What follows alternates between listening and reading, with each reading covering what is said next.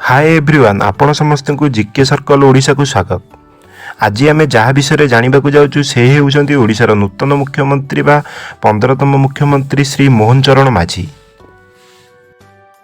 जी कि 6 जानुआरी 1972 मसीह कोरापुट जिलार रायकला ग्राम जन्मग्रहण करते। तांकर बापा गुनाराम माझी, जी कि एक गवर्नमेंट सेकेंडरी स्कूल रे पियन भाव कार्य करुले।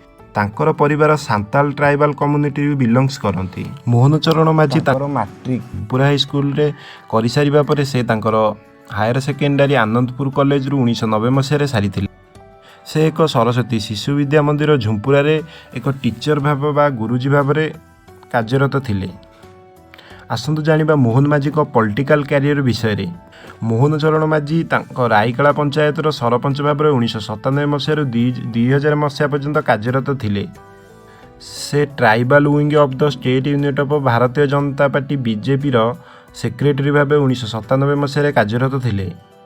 से ओडिशा विधानसभा को फास्ट टाइम केन्दुझर रु 2000 मसीह निर्वाचित होइतिले। से पुणी थे 2004 मसीह निर्वाचित होइतिले।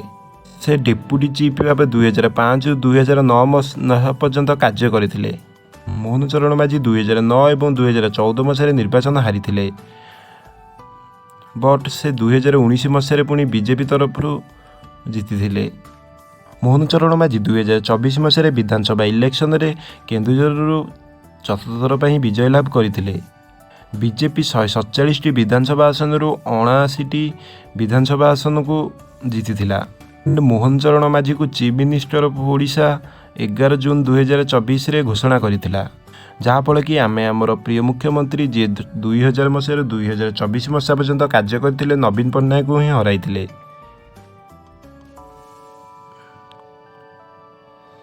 नवीन पट्टनायक जी कि इंडिया एक चीफ मिनिस्टर जी अधिक समय पर्यंत ही सर्वाइविंग करथिले।